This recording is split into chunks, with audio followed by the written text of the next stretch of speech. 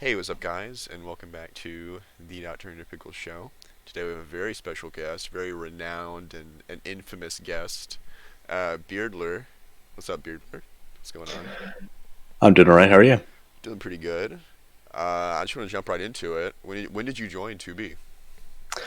I okay.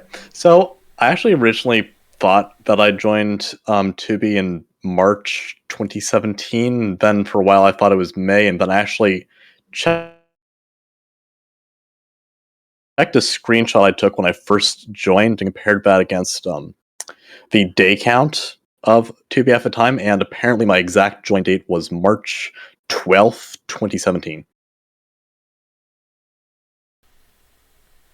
Nice. Oh, sorry, I cut out for a second there. But yeah, nice. I mean that's relatively. I mean, when you look back at it now, that's a lot older. I feel like for a while there, that was kind of like that was kind of new player status, but it's weird to think Yeah, we're already in 2021. it is crazy. Time flies. Oh yeah, absolutely. What was some of the first stuff that you did when you joined? Um, well, I think it's worth mentioning that even before I first joined, I'd done a lot of research into 2B, the community, the culture, all that sort of stuff.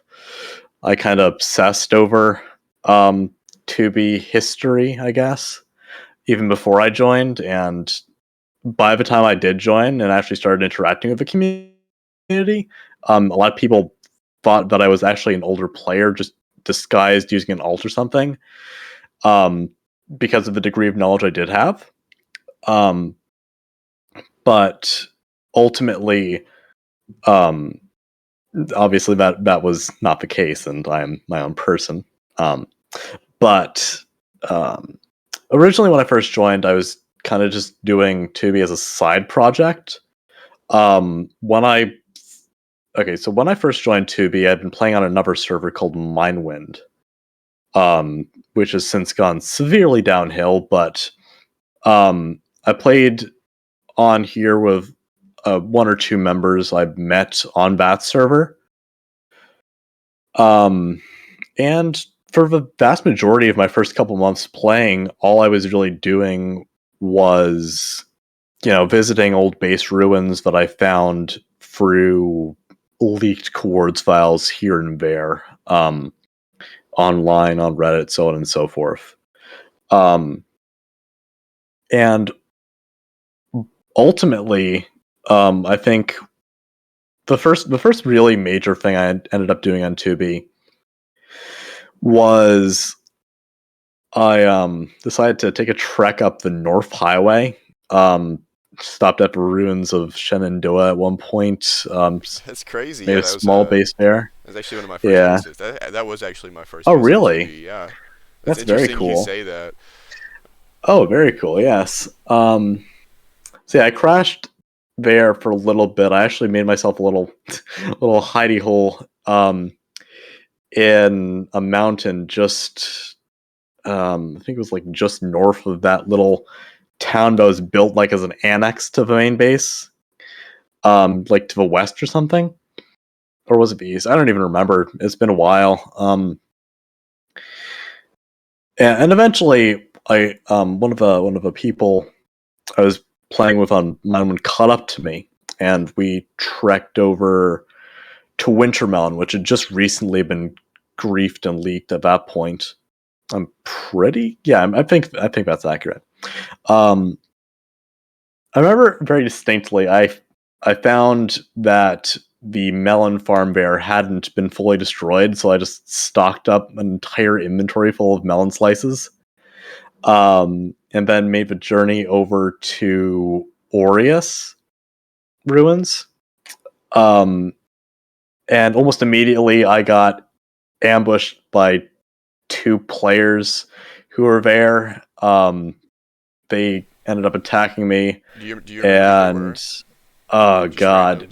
that's a run. That's a run for my money. But I remember one of the only thing I remember to this day is that one of the accounts was being used by one of the accounts that attacked me back then was it was a player who I'm pretty sure it was an alt at this point, but it was some sort of spin-off of Hermetic Lock's username.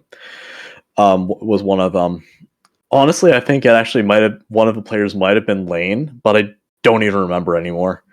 Anyway, they attacked me. I logged because I had some wonky settings for my anti-knockback. I was actually playing on worst Oh yeah, that's what I was on for a really long time. Big time back worst then. user. Yeah. Oh yeah, yeah. So I was using that, and anyway, that got me. Um, yeah, they like, got stuck in a corner. Eventually, the anti-cheat caused me to log. I remember very distinctly. I asked the friend who had been traveling with to go look at the lava cast I'd been standing at the bottom of when I got kicked, to just make sure they hadn't trapped my spawn location. And she was like, yeah, there's nothing there. Don't worry, you can log in. So I logged in and immediately died. She went to the wrong lava cast. But thankfully, I set a bed close by, so I didn't lose too much progress. I just lost the full inventory of winter melons, which was a tragedy. Um, Well, I mean, is there even any way to tell though that they were like winter melons? I mean, you could I mean, easily like find some other mods than and say, yeah, yeah, I these are mean, other totally. than the yeah, other than the fact that they were from Wintermelon, and I got them out of the Wintermelon melon farm. Yeah, I think other than that, there was no identifying markings on them, obviously.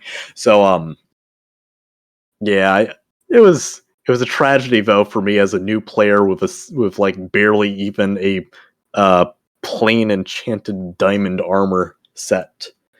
So, Yeah, I'm sure um, back then it held a lot more sentimental value back with less then, of an yeah, understanding of it. oh for sure. Um, And yeah, from there, I went over to found what would ultimately become my first base on the server of my own. It's on the archive nowadays. It was called Eleusis back then, Eleusis, um, and it What was a does that fun mean? base. What does that name mean? I don't remember. It was suggested to me by a friend I met back then. I think it's like it was either it was some ancient city or something. I don't remember off the top of my head. Um, But yeah, that was my first major base on Tubi. Well, I wouldn't say major base per se, but it was my first home on Tubi.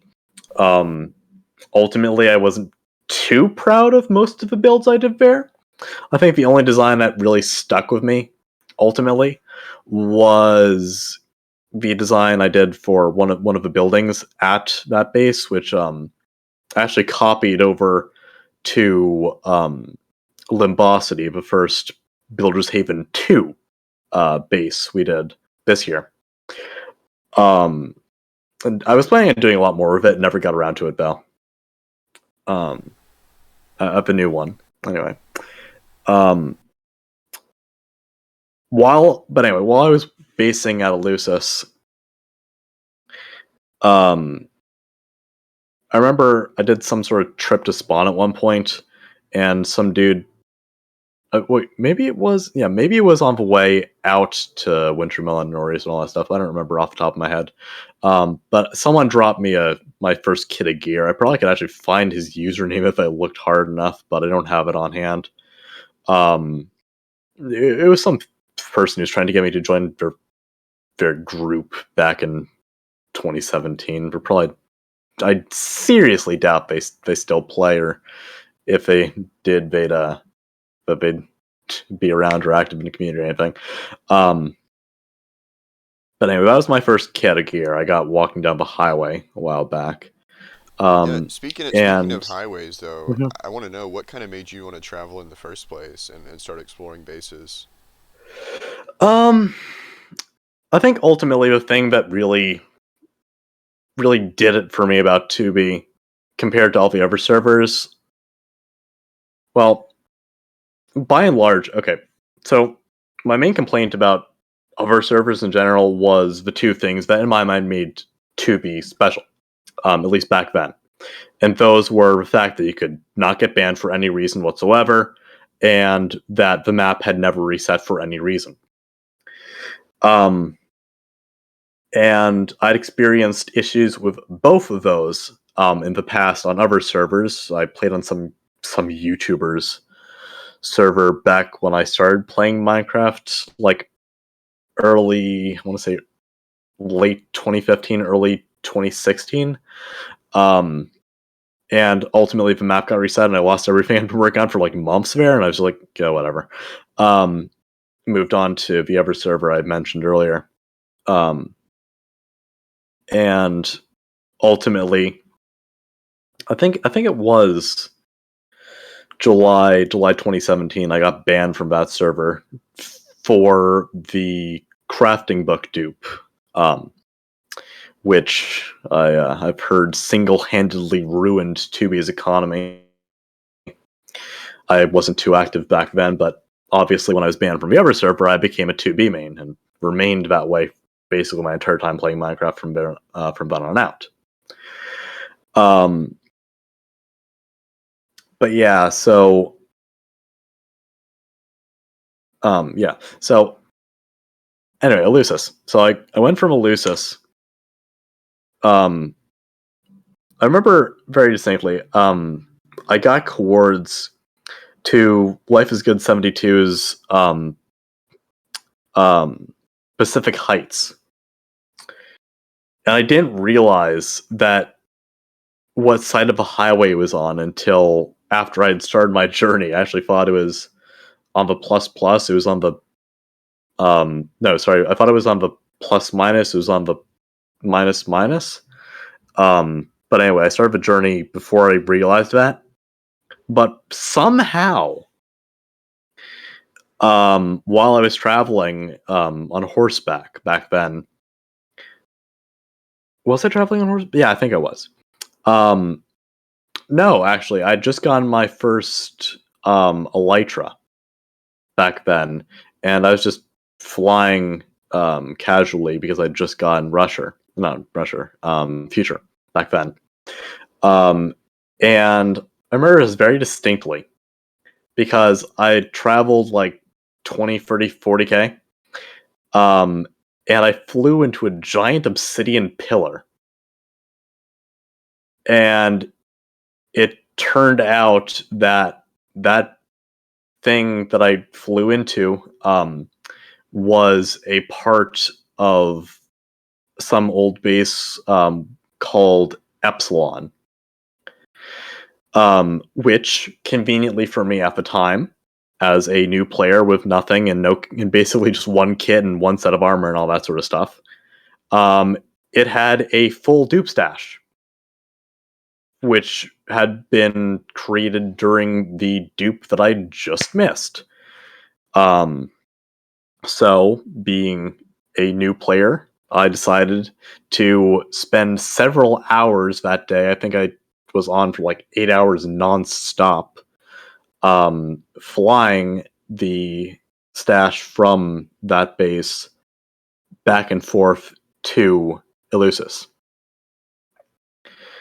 And ultimately, I decided to just pack up the whole thing, move it to some stash like 5k away. And eventually, when some new players stumbled upon the base, me and the only other active member of our base group decided it would be in our best interest to just self-grief and move on. Yeah, and after that point, you started going around touring a bunch of bases under the museum. How did that get started? How did you start to kind of get involved with the museum server and kind of archiving all these different servers? I mean, not server spaces. So when the museum went public, I immediately took interest because I'd always really had that fascination with 2B's history and all that sort of stuff, preserving it all. I was fascinated with Project Vault back when Fit premiered it, and I watched all those live streams he did and so on and so forth. And ultimately, um, when the museum went public, I decided I wanted to help out in any way I could. So I would go on a regular basis, look around, and be like, "Hey, I'd seen cores of this thing before, and they don't seem to have it." Because back then, of course, the strategy was if you have something that is leaked, abandoned, so on and so forth, you post it on there. That was the thing we abided by back then. Of course, the notable exception was the Bodekin, that I ultimately found out about later on. Um, but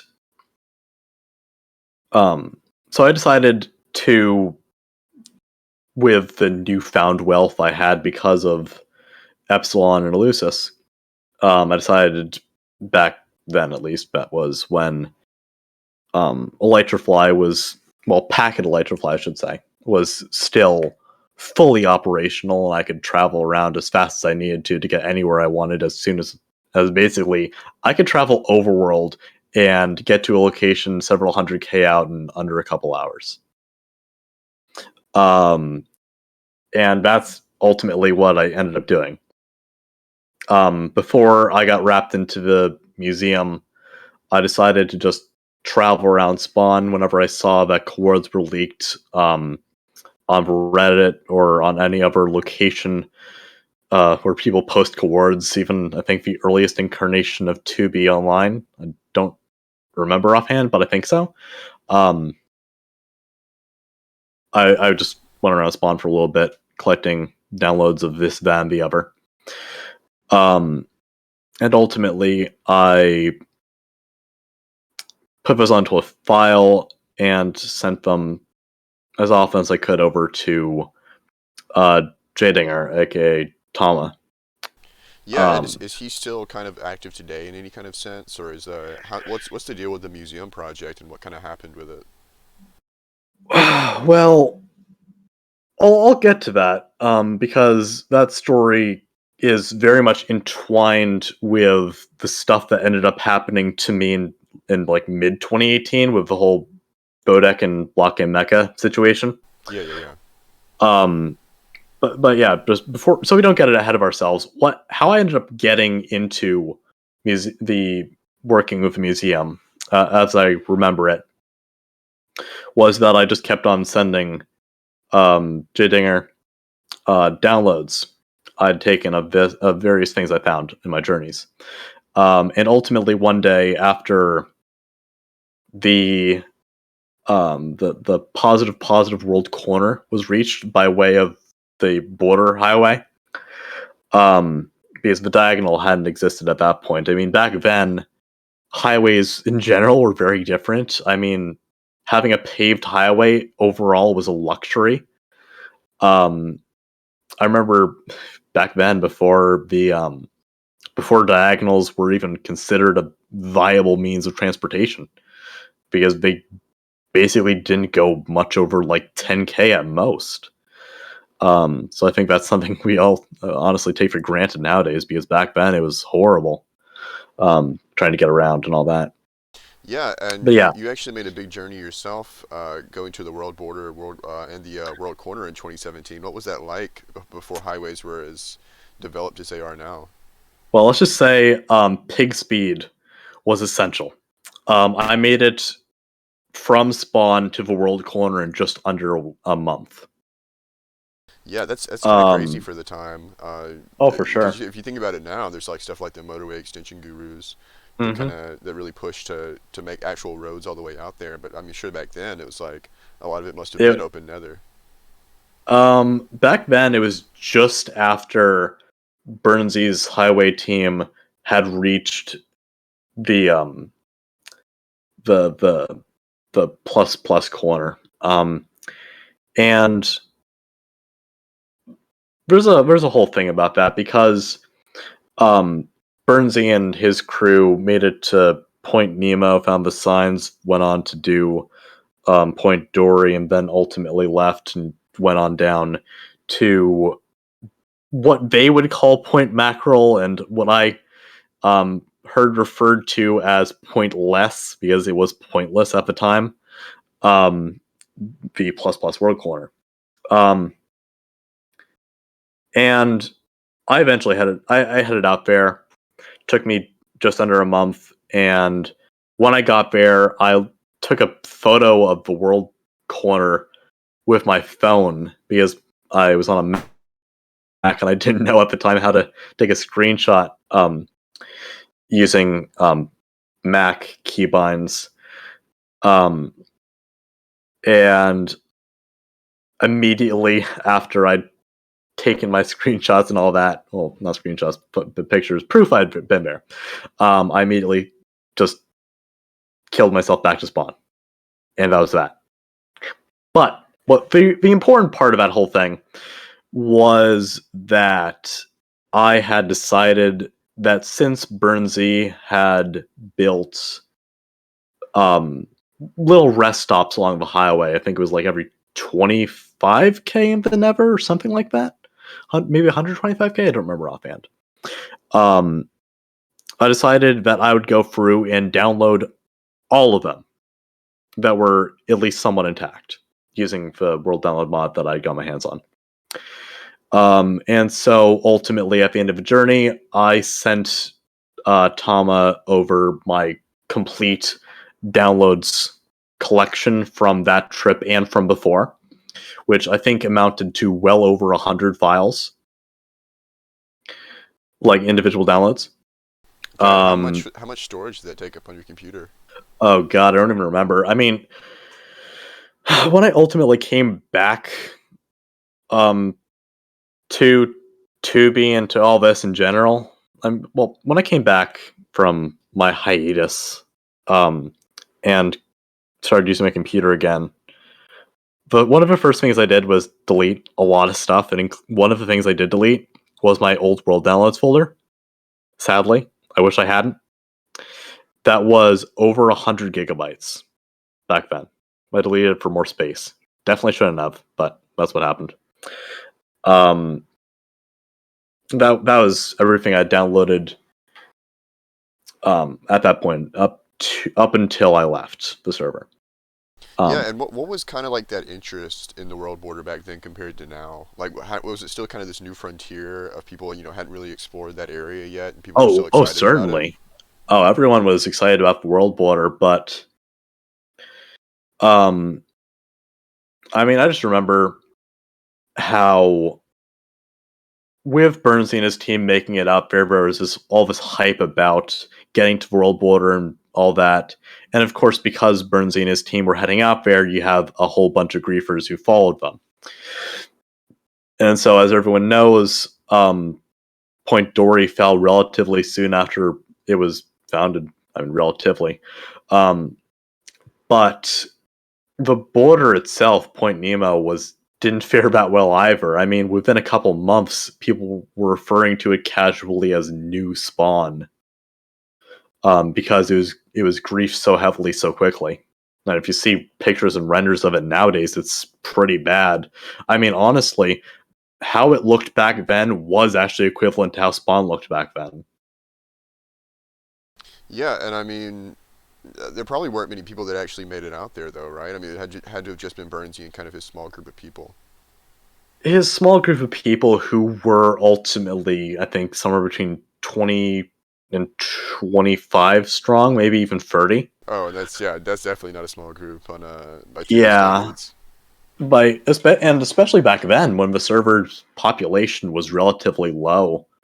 I mean, back then the queue was it was still something. I mean, back then queue was it was certainly a wait. I mean, I remember I still have screenshots here and there of how queue used to be, and it was like 800 at times. It was pretty bad. Oh yeah, it was absolutely Um, unbearable back then. I remember times it would hit 2,000, kind of like right oh, at dude. the peak of like Rusher Hmm. and Venom craziness. Yeah, and yeah, I mean, yeah, for sure. I mean, um, but Prio was a really good investment back then. I mean, even more so than it is now. Oh yeah, Um, and the luxury of having veteran queue back then was really nice. And until that got taken away, yeah, I remember that's who kind of was when it? I quit for a while. Was it Drachenstein or Drolovich, one of those dudes. I remember very distinctly. Ended up buying um, Prio for a bunch of people who were on veteran queue, but of course got taken away.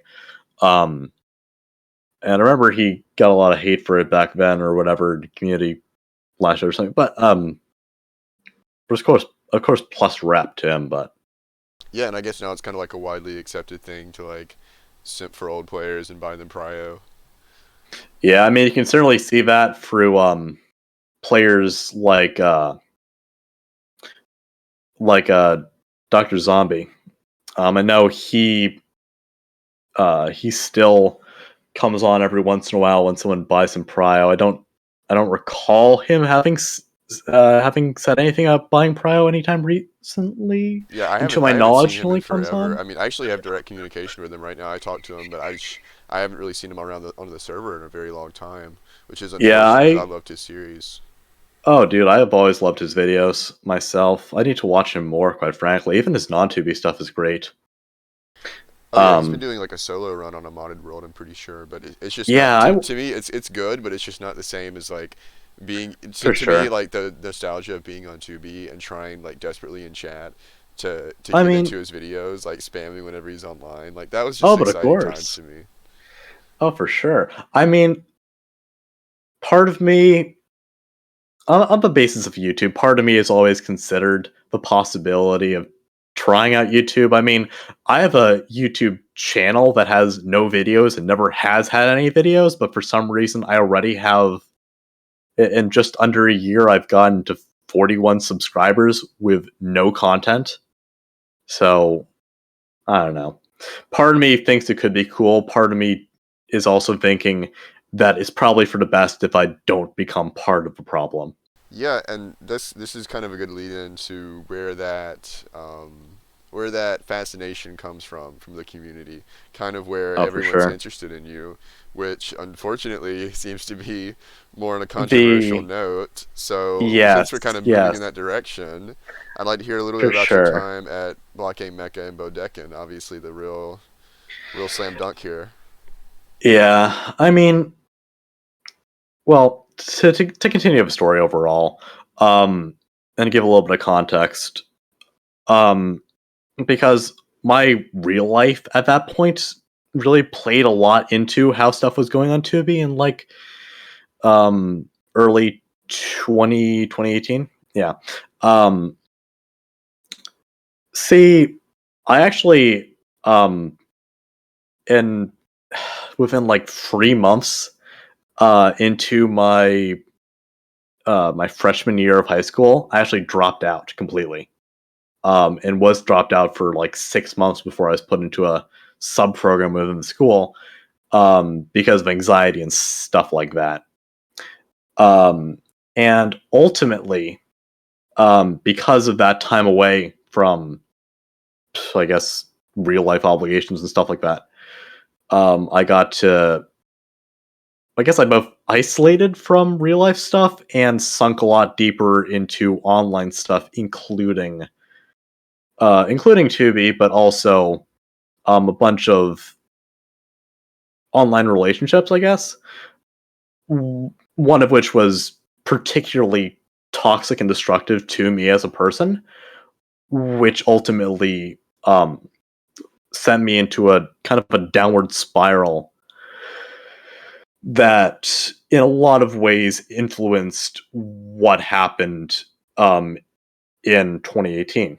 And for the record, I don't blame mental health stuff as the reason behind. Well, I don't intend to blame mental health exactly for what caused my problems. I know plenty of people who have the same sort of issues I have and have never done any of the stuff that I did in 2018 and stuff like that. But I do bring it up because it gives an explanation as to what kind of was my headspace back then. Yeah, and was this like a toxic relationship that took place in the 2B community, or was this more of like a real life situation?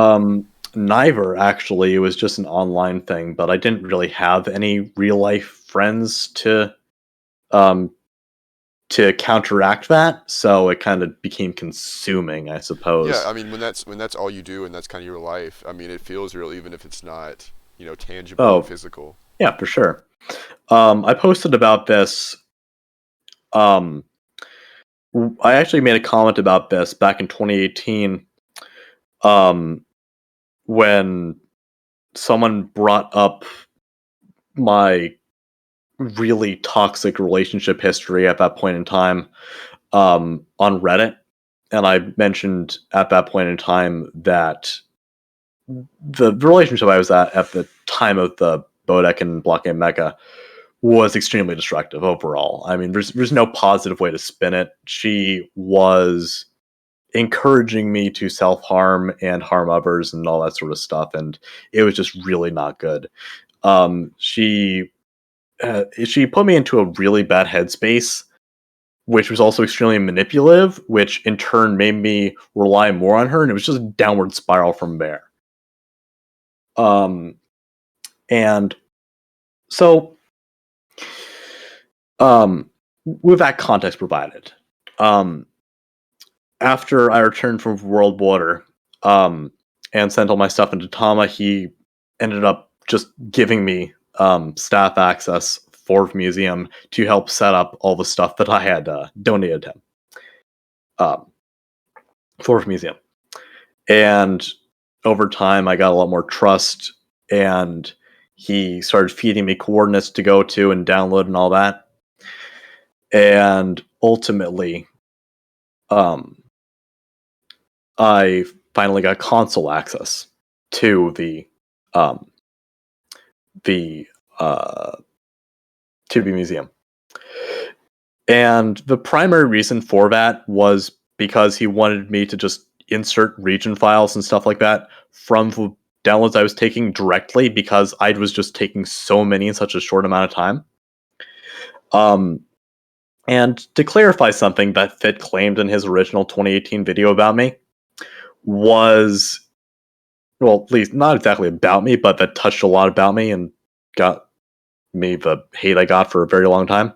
Um, no, the museum was never actually storing IPs. That was a complete fallacy, and over dramatization was actually happening.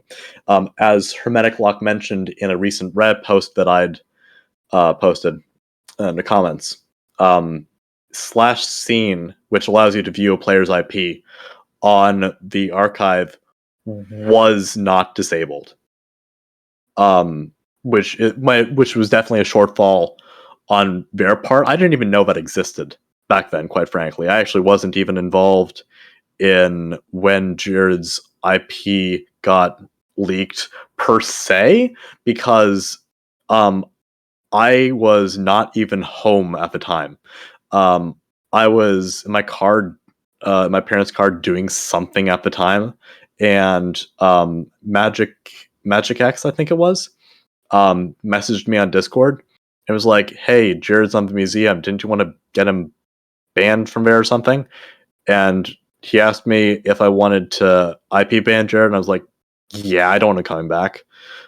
So Magic IP banned Jared from the museum. I did not know that IP banning Jared on the museum because slash scene and other IP related commands had not been disabled would give Magic X Jared's IP. And Magic X decided to send me Jared's IP, and I'm pretty sure he also sent it to a couple other people who attempted to dox Jared with it. I Yeah, never and was like, why? What was the motive behind IP manning him in the first place? What was he doing that made it so that you guys didn't want him on the museum? 31 Days, 31 Griefs. The Month of Destruction. That was the number one driver behind that, because we knew that he was using. We speculated strongly that Jared had been using the 2B museum to get coordinates to certain bases that we had posted there that weren't necessarily destroyed yet, which was honestly a shortfall on our part at the time.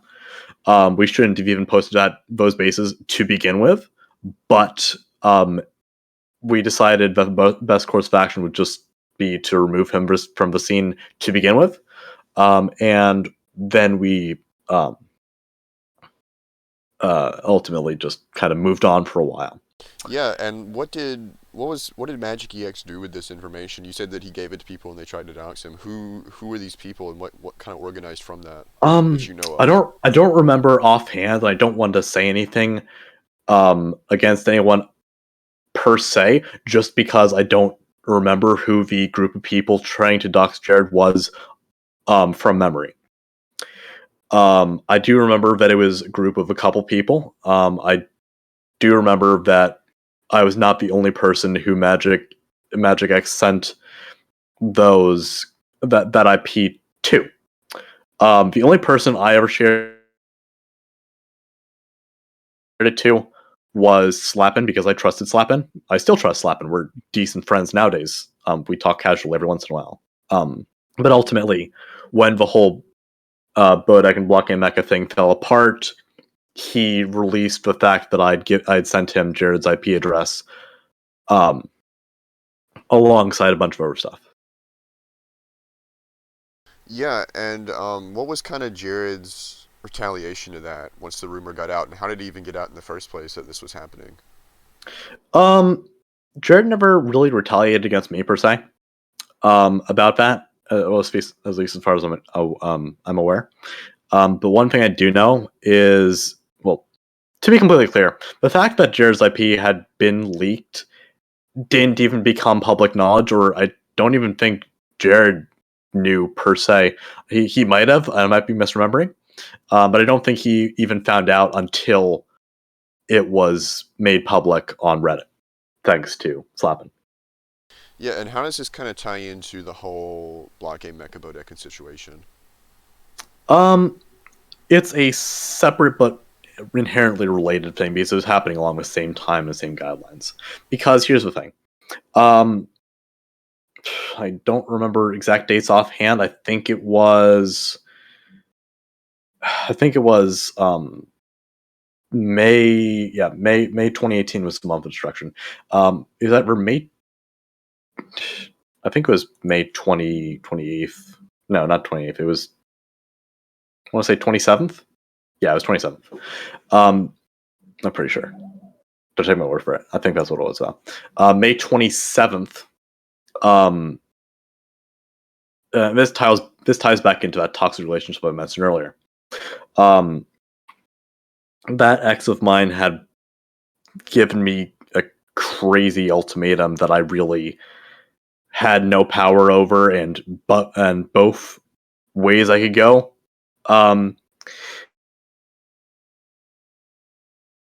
wouldn't really be good for me. So if you know that meme where it's like it's the picture where it's like there's a highway and then there's a turn lane and then there's a car that's speeding towards one way and then it just crashes. That's kind of me. I'm the crashed car. I saw two ways out of a situation and I took neither. What were And these decisions that were put up, though? I mean, it had to have been two pretty grave things to force you to do something like this to the people that you were basing it with. um, well, the thing that my ex was saying was that like either I would like yeah, it was either like I'd run away to be with her or she would commit suicide. And obviously I didn't want either of those things to happen. So I just kind of broke down.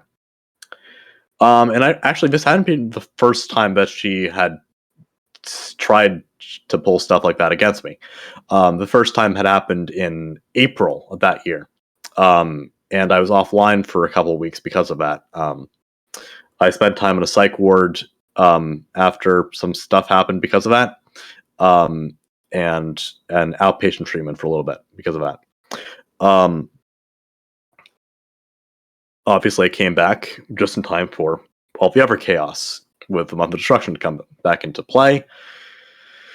And ultimately, the second time that my ex tried that, I decided that to cope with that effectively, since I had grief stuff on Mindwind before I'd even come to 2B, and that had been a relatively successful way back then of helping me relieve stress. that I could do that same sort of stuff on Tubi, and maybe it would work. Ultimately, it didn't. Because what ended up happening was that I decided, okay, whatever, screw this. I'm just gonna log into Tubi and grief wherever I log in at. Just so happens that I logged out at Bodekin. So this And wasn't like a thing where like you just wanted the items, like the museum items from both, and you were just griefing to cover it up. This is more like a thing where you were coping with a bad situation, and that was just the first thing that you saw. yeah, it was not inherently a good thought process in general, but it was a thought process I was going through which was inherently unstable. Um yeah. And to do with the items, because I think that's a thing a lot of people mention to me when with regard to this situation. Um it should be mentioned that I took the stuff from the Bodekin for the reason that I simply I was a historian, I guess, for the Tubi Museum. I never liked destroying block game history and all that sort of stuff if I could prevent it. So my first instinct was to shulker and chest all the collectible, irreplaceable block game historic artifacts and all that sort of stuff, which I ultimately took with me after the Bodekin grief was done. I actually blew up um, part of the Bodekin's TNT storage while in the process of uh, doing one of the stashes or something. So the the damage wasn't too bad, honestly. On a grand scheme of things, most of the damage you see there today was caused afterwards by the members or by griefers who came afterwards. But my admittedly, the grief I did was really weak by 2B standards.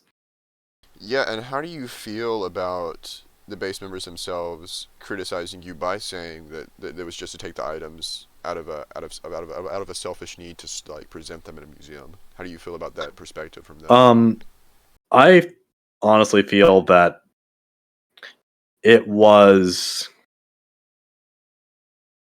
I mean, it's a justified thought, in my opinion, given the situation back then. At this point, I've made my point clear and had my story's been consistent since 2018 because it's the truth. Yeah, and what Um, kind of got you caught at kind of the end of all this? well, that's the thing. Um, so there's actually one thing that ties into this. So because I don't want to get too ahead of myself about this whole situation, because um, when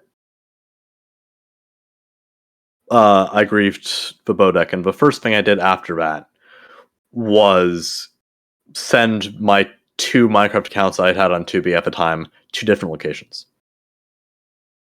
Um, the account that I'd used to grief the Bodekin went to Slap and Bag Kids, Joey, Coconuts, and so on and so forth, their base, Block and Mecca. And I took my other account, my alt effectively, I'd just parked at my main base at the time, Oceania, which is also on the archive. It's just that the download that is currently on the archive is relatively unimpressive compared to the state that it was at when it was griefed on May 29th, I want to say. Um, uh, yeah. Um, so one day I was just working there, logged in, the base was griefed. No one knew who did it. We later found out from, I think it was Jumpy Blaze FTW or something like that, and later confirmed by Jared that they had griefed it. However, no one from their side had ever came forth to us regarding who leaked to them because they confirmed that it was a member because they sent us the same screenshot that we had taken that showed the exact base coordinates. The same screenshot we'd shown to all the people who we invited. So that was a big, enduring mystery for a very long time for us. We really weren't sure who it was. Me and R2B Eden, um, who was the founder of that base, effectively, we were both really confused and annoyed about that whole situation. So ultimately, what we ended up doing was, um, well, actually, R2 had suffered a little bit from that, considering he had actually emptied his e-chest into one of the um, chests at the base because he was heading over to a promised stats location that he had bought with real money, which ended up not even existing. So when the base was griefed, he lost everything that he had, effectively. To my knowledge, this is from memory, I should say. So he was hit pretty hard by that himself, and I effectively at that point was left without a base, with the exception of like one or two dormant bases I had here, there, and all over, and the relatively newly formed Purgatory line of bases for the then brand new Builder's Haven, and of course Block and Mecca. So sometime in late May, I think it was Beardler, of the account Beardler, who arrived at Block and Mecca, and then a couple days later, well, I'd sent over my alts to set up the Builder's Haven initial bases, namely Purgatory at the time. Purgatory was griefed very shortly after its conception because I had a base account that was parked there. I don't think I even still have access to that account, though. Completely slips my mind what the account name was even nowadays. But yeah, I had an account parked at the base. And I allowed people to have in the base group to have full access to that account. And ultimately, life is good. Not It's kind of funny nowadays considering how our relationship has changed. Ended up logging back into that account and griefing Purgatory with that account. So I think it was like must have been May 31st or something like that. Either May 31st or like I think that's safe to say. Purgatory was griefed, and the entire membership of Purgatory decided to go and found a new base, as a sensible thing would be in that time period. So, ultimately, I think it was Warlord Nick decided to help us found the next one, and we set that up around I think it was a small stash he had established a little bit closer to one of that same highway. So originally called that next base Purgatory Remastered, which ultimately became forever known as Purgatory 2, which you can still see on the archive today. But it actually only ended up lasting 16 days. And it is larger than some bases that lasted months at that time period. Anyway, so one night, shortly after the conception of Purgatory 2, R2B Eden, Odorous, who thus makes his entrance into the story, I think he was a mutual friend of R2's or something like that. I don't remember how exactly he got involved or how exactly that happened, but ultimately He and I started talking. R2 eventually left the call. I didn't VC with people like at all back then. It was extremely rare for me to call with people in general. Back then at least. And within that call, just one on one, me and him, I revealed to him that I revealed to him that I had the call realistically started out with us lamenting the loss of Oceania because it was still a really fresh wound to us, especially given the fact that we didn't know who had betrayed us. And eventually I told him that I had griefed the Bodekin and taken the stuff from the Bodekin to blockade Mecca, which I at that point only identified as Slappin's base because Slappin was also a member of Oceania. And Odorous made the conjuncture that that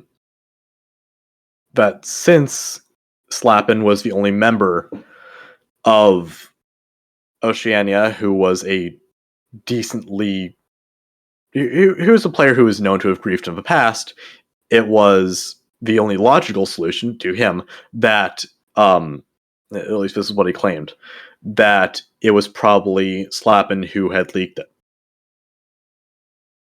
And of course, I went along with that because I was angry. I wanted revenge for whoever had destroyed my base. At least that was how it was at the time. And so he and I actually that same night ended up giving the base full blog information to the base account at Blockade Mecca to Odorous.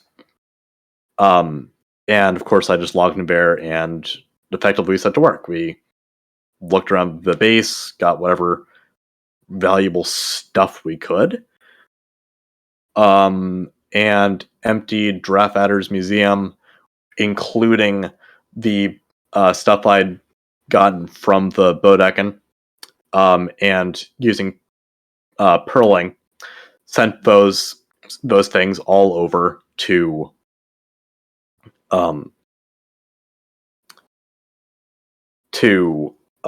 Odorous's alt accounts, which were parked at spawn, uh,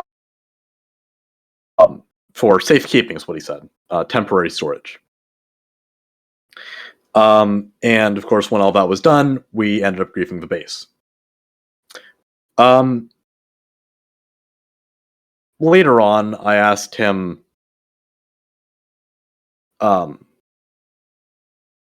if I could have that stuff back because I wanted to hand it over to one of my other friends who also had a museum. I think it was Lane, but Lane wasn't even privy to that story at the time. But Odorous simply refused. He said I have to pay him for that, and I just wasn't going to. And to my knowledge, Odorous to this day still has all the artifacts from Block and Mecca Bodekin. So where is and he he now? was Is he still kind of an active player, or like is he just kind of he is dead to the world? completely he's gone. He's gone. I know a couple people have tried to contact him since then. Even one or two people, to my knowledge, tried to buy it off of him, and as far as I'm aware, he scammed them. So I'm pretty sure that we're never going to see that stuff again, quite frankly, because unless there's some sort of off exploit again, we're simply not going to see that stuff again. Yeah, And I and don't. who knew Mhm. Odorous at the time besides you? Who kind of was friends with him at the It was time? realistically just me and Archibald. And I don't even realistically remember at this point how Odorous got involved. He just kind of appeared and vanished again. So you guys aren't on good terms now after all this, of course, right? Oh, I haven't heard from him since 2018 when that all happened. I don't think most other people have since. So if he does have all these items, what's stopping him from selling them? I mean, if you look now with how the servers change, people are so interested in dropping a lot of money on even signed books, stuff like that. Yeah. What's stopping him And from making a bunch of money off of it? You think? quite frankly, I'd say probably just him. I mean, from what I've heard from people who have talked to him relatively recently compared to then, um, it's like nothing's changed as far as I've heard. I've heard it described as he's just as immature as he was back then, and it's his loss, I suppose. But it would be great to have the stuff back, and I bet someone would be willing to pay enough to get it back if he was not going to scam them. But he's already made that reputation for himself. Yeah, and I've heard from the rumor mill. You know, when I was gathering stuff for this actual Mm-hmm. interview, people were giving me questions to ask, obviously, and Yes. one of the things is that they've heard that you're moving the items to a new museum, and Oh, I guess that's just completely made up. well, I have a funny story about that sort of stuff actually. So regarding that whole situation right there, well, let me just wrap up the 2018 part of my story real quick. While we're still on that subject before we transfer over to the new stuff. Um, ultimately, the truth came out that, well, I think it was Alpha Computer submitted a download to Tama, who ultimately added a download to the museum, which contained, I think it was like a command blocker or something that gave um, Alpha/OP access or something like that. And using that, he was able to look at my download of the Block and Mecha, which was hosted on the museum. And in that, they found shulkers in a chest that contained stuff that basically tied me directly to the Bodekin at the time that it was grieved, and it was thus the only logical conjecture that the same thing had happened the at Block and Mecha. Um, and and of course that all came out. And people like to claim that there's a chance I could have gotten away with it, and it's completely not true. It really isn't, because I it didn't even register with me at the time, but I realized afterwards um, that Yellowstone Joe was at both bases as well. He was actually one of the main people who helped um, both groups realize that it was actually me who had been behind the whole thing. Um, but the thing is, because he had been at both group bases, if it was pretty much it was pretty much doomed from the start because I had brought that stuff to Block and Mecha. Because at any point, Yellowstone Joe could have gone to Draft Adder's museum at Block and Mecha, even if I hadn't griefed it, and been like, "Oh hey, I recognize this stuff. This was at the Bodekin. Who brought it here? Beardler did. Oh, wait a minute," and so on and so forth. It was doomed from the very beginning. It was a mess. Yeah, so to take a little break from all this stuff, you know, we've been Okay, doing a lot of talk about the infamous for sure. Bobeck and witch trials. I kind of want to hop into some current stuff, and then we can kind of hop back to some more controversial stuff regarding all that. Of course. Just kind of liven things up a little bit, change the topic. What's kind of your current involvement now? You're in the Astral Brotherhood. I want to know a little bit about that, what the group's about, kind of your motivations and some projects you guys are working on, whatever you're wanting to reveal. Well, I can tell you one thing for sure about Astral, and about recent stuff in general. I mean, I've tried to start up a couple group things since I came back, but the fact of the matter is that I have a lot more real life obligations now. Well, actually, okay. Don't want to derail you quite like this, but I there's one relevant thing that has to be brought up before we transition into the newer stuff, Yeah, and go that ahead. is that at the end of July 2018, I didn't actually quit 2B.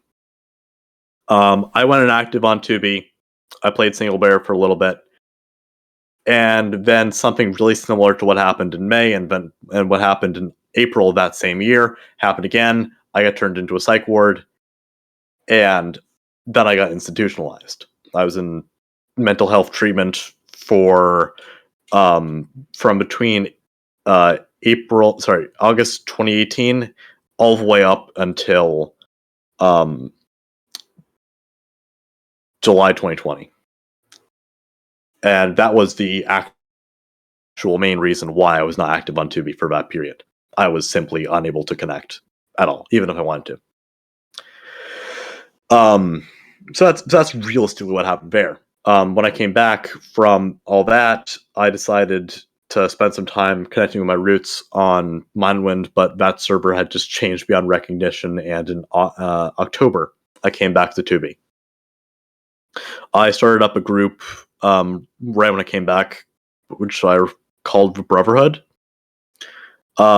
which is a great group when it started. Honestly, I really enjoyed my time with the Brotherhood. It was a small group, relatively. It was only a couple hundred members at its peak. But our whole philosophy was that we were just, chill two beers who were trying to have fun together. It was basically the whole idea. And it's the same real mindset I've had for years. Even back in 2018. That was the entire point of the original Builders Haven bases. To have two beers, get to know each other, and maybe group together if they didn't know each other well enough. It was a method of networking, I guess you could say that. And that's what most of my personal projects are to this day. Yeah. We'll continue. Yeah. So I had a couple bases that didn't go so well right off the bat. I had one planned millions base that really fell through hard. I mean, we spent all the time planning it, and then nothing came of it. Eventually, I started having bases with Brotherhood. The first one got nuked almost immediately because I made the mistake of trusting the guy known as Memories, Freezies. And he leaked one of my quote unquote spawn bases, which was like 500k out. And he made up some excuse. I invited him to the Brotherhood main base, and then he leaked that too. And I only invited him because of the Pearl TP thing, where you can get someone's coords if you are in render when they Pearl and stuff like that. And so he ended up going from leaking my quote unquote spawn base to griefing my what was at the time my main base and stash, and kind of ruined my plans for that period. Eventually, I reconvened with Brotherhood guys, and we went over and set up what would be Brotherhood 2, which is now in the museum. It never really took off as anything else I did, but that's that. And since then, I mean, Boofer, who was a member of the original Builders Haven, who, like myself, was actually kicked out because of all the chaos and drama that happened back then. Although, to my knowledge, it was disproven that he had actually had any involvement in the bases getting leaked or anything like that. But that's just to my knowledge. I've forgotten a lot of the story. And so he came up to me, asked for my blessing, effectively, in creating a new wave of the Builders Haven group movement. So we started up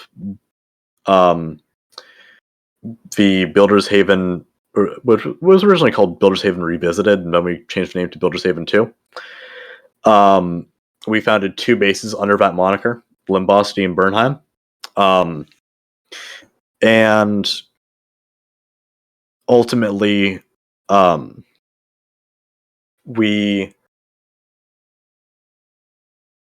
I'll be honest, Limbosity was actually really great. It was started, I want to say, it was started only like a couple weeks apart from when I ended up founding Bernheim, but it was it lasted even longer than Bernheim, realistically, because it was founded earlier and they both reached on the same day.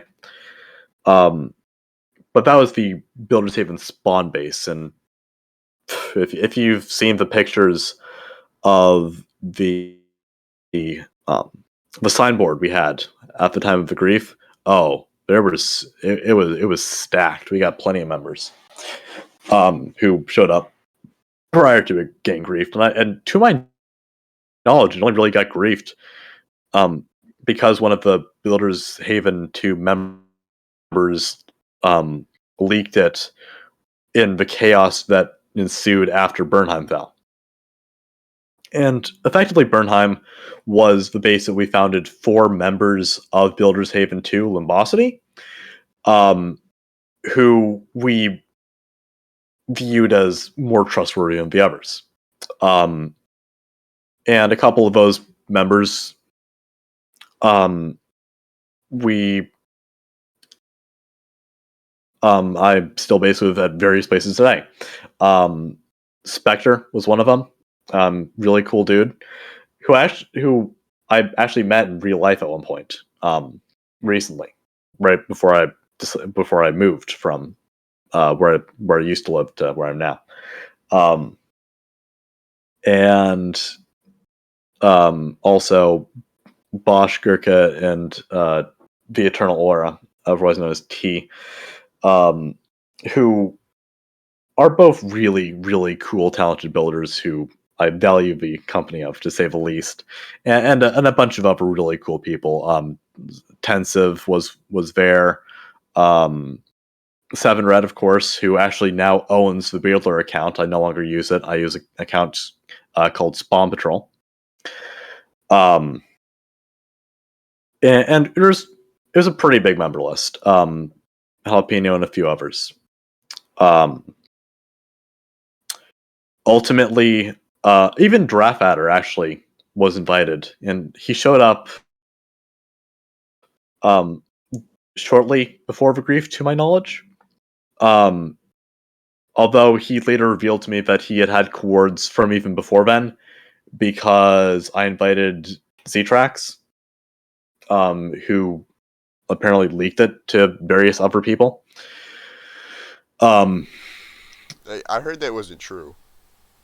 I've heard a variety of things. I've heard that it was no com. I've heard that he leaked it. I've heard from people that he sent the cords to that that he leaked it. I've heard so many different things about it. I mean, I try not to spread misinformation if I can, and I always encourage people to check what I'm saying if you can. Personally, I'm apt to believe that he was if he wasn't the person who leaked it himself, he was in cohorts with the people who did. That's my personal belief at this point in time. Yeah, and kind of along that same vein, I actually have an audience question. Oh yeah, How do you rationalize being friends with Joey Coconut when he griefed you a month before and was conspiring to leak your bases a month before? that is the question now, ain't it? He and I have talked here and there. I value his company. I'll say that's to say the least. I mean, I I think he's a good person overall, and he and I have gotten to know each other a lot more since all the stuff that happened back then. I know for sure the post that I made back in like late July, August, something like that. As a response to the Fit video that came out around Bernheim, um, I think a lot of stuff changed following that. Given there was a lot of misinformation about my name, and I must thank you honestly, because I like getting the story out, because there's just a lot, as you said, there's a lot of rumors and stuff about this whole story. Yeah, but I overall. got sent direct messages Hmm. of Joey saying that he wants to bulldoze the whole of Palestine, and Yeah, I've heard about that. I've heard about that. I just to Um, me, and I mean this is not like trying to put you on the spot. Just in my mhm, opinion, like if someone was trying to inside and grief bases only like in July of this year, mhm. I would have trouble trusting them in the present. Well, here's my mindset. Um, he is since that point in time, he has invited me into his group, of the Astral Brotherhood. Um, and I've I've been put under the impression that I would have upward mobility within the group should I choose to actually participate in the group projects. Sadly, I've been busy with other things, so I've not been able to. Um, and I'm okay with them having temporarily deranked me from the the meteorite rank to the basically the stasis rank, effectively, because I'm not participating in group projects, but I'm, I guess, currently on pause for within the group. But he's invited me to projects here and there. I just simply haven't accepted for the reason that I've been busy with other things. Um, I think that he trusts me. Um, I have a couple bases that I also know him to be in, or at least have access to in some way, shape, or form. Um, my main base is one of the bases that I try and keep closest to me at this point in time. Only like less than 10 people have access to it right now. Um, and full disclosure, I've advocated within other groups, private based groups that I've been in, that I at times do not trust certain individuals' motivations, Joey included. However, I think that if Joey trusts me, I'll give him at least the benefit of the doubt. I am I have a lot of respect for him, as a person, even if I don't necessarily trust him 100% of the time in game. I think that if he's going to show me the benefit of the doubt, it's sensible, I guess, that I would do so in kind. Yeah, yeah, I got you. And speaking about those interpersonal relationships with people, Hmm. and some of the people that you've met along the way, For sure. back in your Reddit post that you made a while back when you were coming back to the server, that you got Hmm. R2B ton to make for you. You made an apology to a Oh, lot of yep, I different remember that. people. Yeah, made a large apology to a lot of different people. More Hmm. specifically, in during the what happened during the Bomek and Witch trials. Yes. What kind of made you want to reach out like that and to make a public apology and to kind of put that out there like that? You're talking about the one that I had R2 post on my behalf Yes, back in yes. 2019. Yeah. Um, that whole situation was pretty yikes. I mean, I really wanted to put a lot of stuff to rest, because I it had fully sunken in by that point the gravity of the stuff I had done. I was foolish, to say the very least, and I hurt a lot of people who, again, to say the least, did not deserve what happened because of me. Um, Not only people who I directly, um, caused harm to, namely the members of the Bodek and Buck and Mecca, but also friends, within Builders Haven, within the museum staff team, um, and also Numenor, which I sadly, leaked accidentally. It was leaked because of my negligence. I left a book that Optopia had given me, that accidentally contained chords to it, um, in one of the shulkers I'd left at Block and Mecca and downloaded prior to the grief.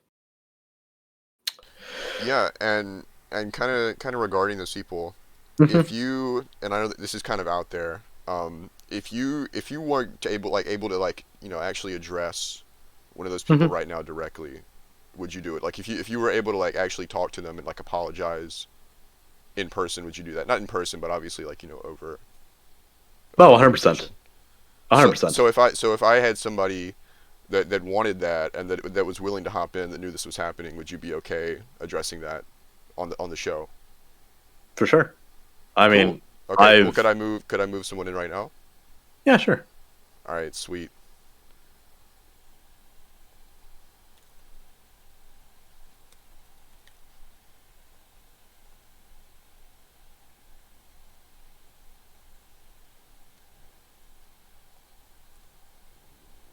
All right, what's up, caineslaw?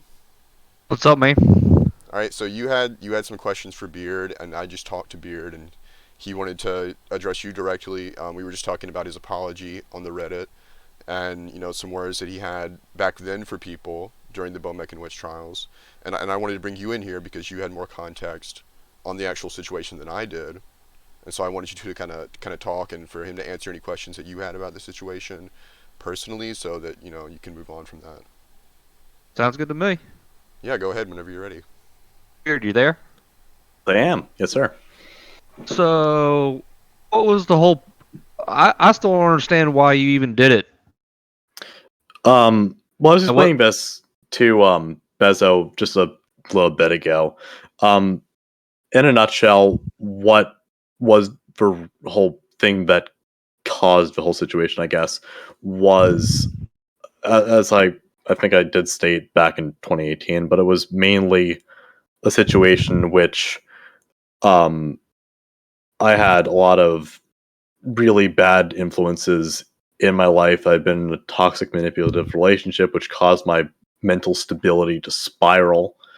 And at one point I that the ex who I'd been with at the time, um, who had been causing a lot of those issues, um, gave me an ultimatum, um, in which I just couldn't really come to any good conclusion, and I figured at that point that I, as an individual, needed to blow off steam, and I was still under the whole mindset of, oh, it's block game, none of this matters, and so on and so forth. But Which you had basically you had friends on there that you just screwed over for and nothing. I agree. You took all the stuff and none of it's ever been seen again. Um, yeah, well, Like all the duped items from Bodekin are gone. I've never seen those where they went, and I know they're not on account because there's way too much stuff there to be on an account. mhm. The books and music discs So and um, so what ended up happening, um, as I was explaining earlier in my call with Bezo, was that um, I took the collectibles, um, from the Bodekin and moved them to Block Game Mecca. And then when Odorous and I griefed Block Game Mecca, he requested that we pearl the supply, the shulkers worth of stuff back to a army of alts he had parked at spawn, um, and he basically just took those and never gave them back. the WAP and all the dupe stuff. Blown up. And who's Odorous? No one's ever seen him. No one's ever seen him online. No one's ever talked to him. So, I think if I looked through one of my screenshots, I could probably find a picture with him or in the well, tab list. we won't believe your But screenshots because I mean Joe busted you on changing your chat logs. no, I mean this. Well, fair enough. But you can talk to a couple people I knew from back then. For example, R2B Eden and a couple other people who were involved in that situation. So why hasn't this guy been on since then? That's the strange part. He's never been on. He basically disappeared. from then. And I've heard people have tried to buy it off of him, but he's a ghost. And when people have tried to buy it off of him, to my knowledge, he is scammed them.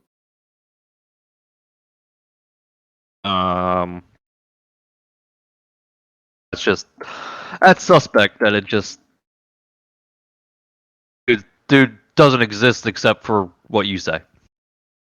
I mean, and basically, the books, whatever, which I don't. You could have just made copies of them and left them. It still doesn't make sense why you blew up the base. Just take them. Could have made copies of them all.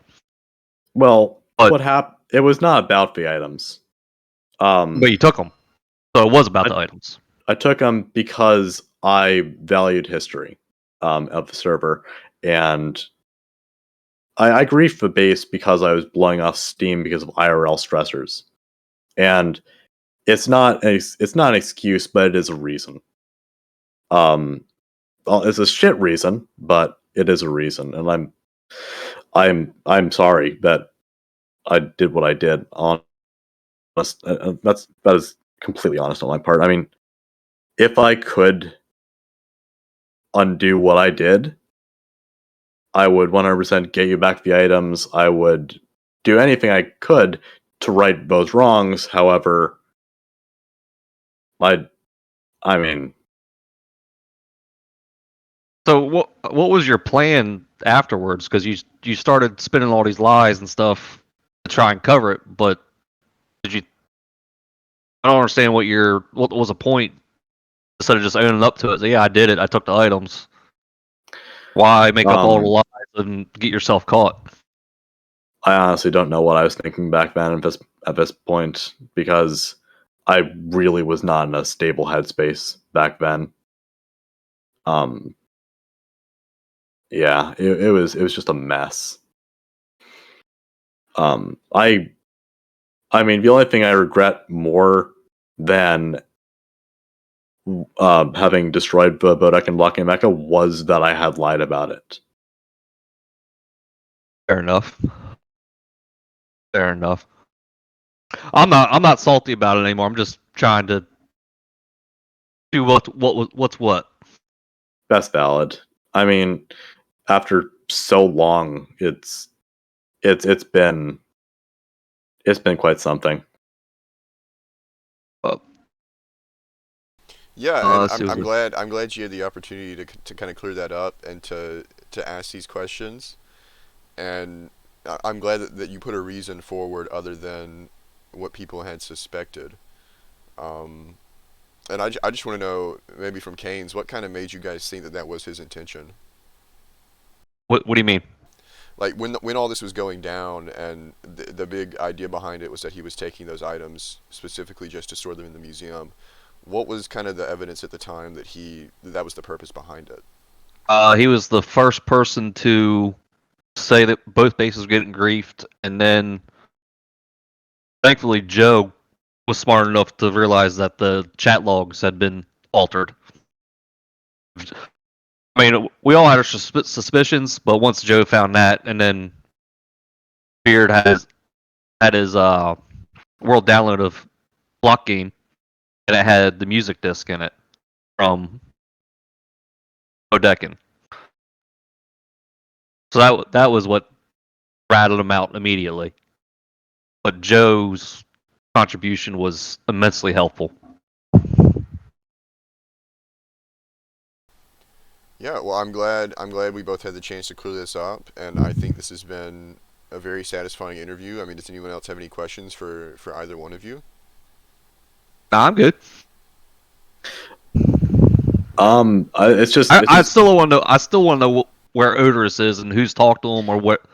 I can ask around, but sadly, most of the people who I did know who also knew him are long gone. So I'll ask R2, but I doubt he still has him either. But it's good to hear from you again. It's been a very long time. What, 3 years? 3 years already? Yeah, it's 3 years already. Well, But all right, not many answers, but it is what it is. And I'll see if I can't find. I'll see if I can't find the screenshots that I did take. Even, I mean, for what it's worth, at least. The only thing I would ever want back is Legato's book, like I said from the beginning. The rest of the Yeah. stuff I could care less about. Yeah, the thing that makes it even more annoying is that he used like multiple alts to store the stuff. So even if there was another off exploit that rolled around, we'd probably only get a fraction of what it was. All right. All right. All right, All right. and I think that's just gonna wrap it up for the interview, folks. Thank you both for taking time out of your night to come in and talk about this. And that's it for the episode, guys. Thank you for tuning in. Thank you. Later.